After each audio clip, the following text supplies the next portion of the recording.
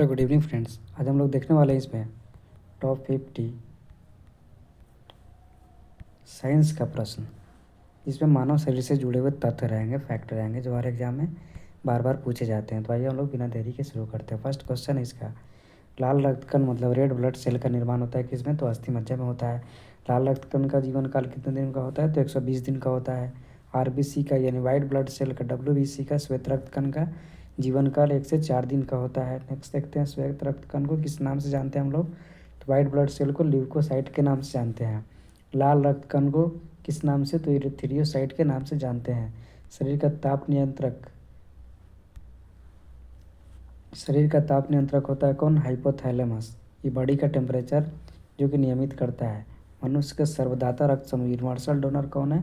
तो ये ओ है। ओ में भी पूछेगा तो ये ओ नेगेटिव होता है, सर्वाधिक यूनिवर्सल डोनर होता है। मनुष्य का सर्वग्राही यानी यूनिवर्सल रिसेप्टर कौन आता है? तो ए भी होता है रिसेप्टर। रक्तचाप मापने का यंत्र क्या होता है? स्फिग्नोमैनोमीटर होता है रक्तचाप मापने वाला यंत्र। ब्लड बैंक किस नाम से जाना जाता है? तो प्लीहा। ब्लड बैंक को किस नाम से जानते हैं? तो प्लीहा को जानते हैं। भोजन का पाचन कहाँ से स्टार्ट होता है, कहाँ से शुरू होता है? तो ये मुंह से ही स्टार्ट हो जाता है। पचे हुए भोजन का अवशोषण कहाँ होता है? तो छोटी आंत में होता है, स्मॉल इंटेस्टाइन में। पित्त का स्रावित कहाँ होता है? पित्त कहाँ बनता है? तो ये यकृत लीवर में बनता है पित्त। विटामिन ए कहाँ होता है? तो यकृत में पाया जाता है विटामिन ए वहीं जाकर स्टोर होता है लीवर में। शरीर का सबसे बड़ा ग्रंथि कौन सा है? लार्जेस्ट ग्लैंड, तो ये लीवर है जो कि 1.5 kg का होता है। शरीर का सबसे बड़ा ग्लैंड कौन सा है? तो लीवर है जो कि 1.5 kg का होता है। सबसे छोटी ग्रंथि सबसे छोटी ग्रंथि स्मॉल ग्लैंड मास्टर ग्रंथि, जिसको पिट्यूटरी ग्रंथि भी कहते हैं, पिट्यूटरी ग्लैंड भी कहते हैं। मनुष्य में पसलियों की संख्या कितनी होती है? तो 12 जोड़ी मतलब 24 होता है टोटल। शरीर में हड्डियों की संख्या कुल कितनी है? तो 206। और न्यू बॉर्न बेबी में जो बच्ची पैदा होती है या न्यू बॉर्न बेबी, तो उसका 300 हड्डी होता है। और ऐसे पूछेगा तो एडल्ट में तो 206 हड्डी होती है। शरीर मांसपेशियों की संख्या कितनी है? मसल्स की संख्या तो 639 होती है। 639 याद रखना है, ठीक है। लार यानी स्लाइवा में पाया जाने वाला एंजाइम कौन सा होता है? तो ये टाइलिन होता है जो कि लार में पाया जाता है। लिंग निर्धारण कहाँ से होता है? तो पुरुष के क्रोमोजोम पर होता है लिंग का निर्धारण। मनुष्य का हृदय होता है तो ये 4 कोष्ठी होता है, 4 कोष्ठ इसमें होते हैं। शरीर में गुणसूत्र की संख्या कितनी है? तो 46 है, 46। शरीर का सबसे बड़ा अंग कौन सा है? तो त्वचा है। शरीर का सबसे बड़ा अंग कौन सा है? तो त्वचा है शरीर का सबसे बड़ा अंग, याद रखना।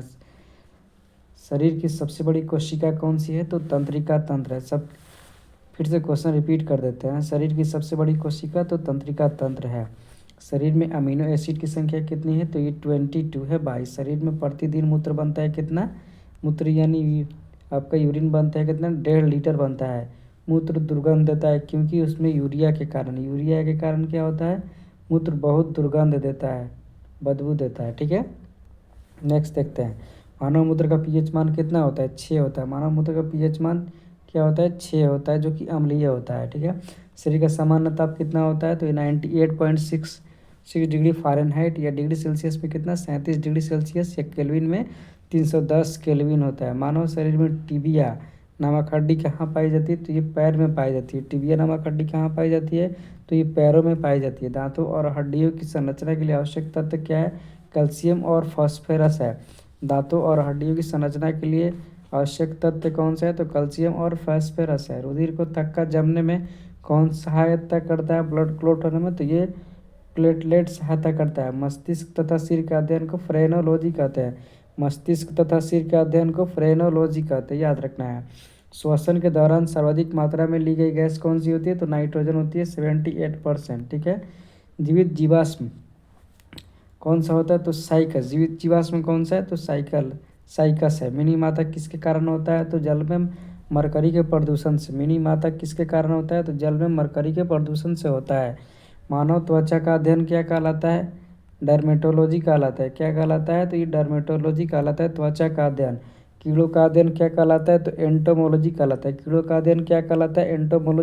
एंटोमोलॉजी कहलाता है। कीटों का अध्ययन, कीड़ों का अध्ययन। पित्त किसके द्वारा बनता है? तो ये यकृत के द्वारा बनता है, ठीक है। मानव शरीर में रुधिर बैंक ब्लड बैंक है, कार्य कौन सा है? तो तिल्ली, स्प्लीन। शरीर में हेमोग्लोबिन का कार्य होता है क्या? ऑक्सीजन का परिवहन करना। शरीर में हीमोग्लोबिन का काम क्या होता है? ऑक्सीजन का परिवहन करना होता है। हीमोग्लोबिन में क्या होता है? तो लोहा होता है, फेरस। मानव शरीर में खून किसकी उपस्थिति के कारण जमता है? तो हिपैरिन के कारण नहीं जमता है, ठीक है। रुधिर के प्लाज्मा में किसके द्वारा एंटीबॉडी का निर्माण होता है? तो लिम्फोसाइट के द्वारा। लाल रक्त कणिकाओं को आरबीसी का शमशान कहते हैं? प्लीहा को। लाल रक्त आरबीसी का शमशान किसको कहेंगे? तो प्लीहा को कहेंगे, स्प्लीन को। प्लीहा को कहते हैं। क्रेब्स चक्र में किसका संश्लेषण होता है? तो ये पायरुविक एसिड का संश्लेषण होता है।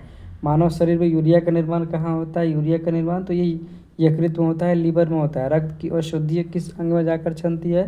तो ये किडनी यानी कि वृक्क में जाकर छनती है रक्त की अशुद्धि, ठीक है। श्वसन की क्रिया कहाँ संपन्न होती है? तो ये माइटोकॉन्ड्रिया में संपन्न होती है।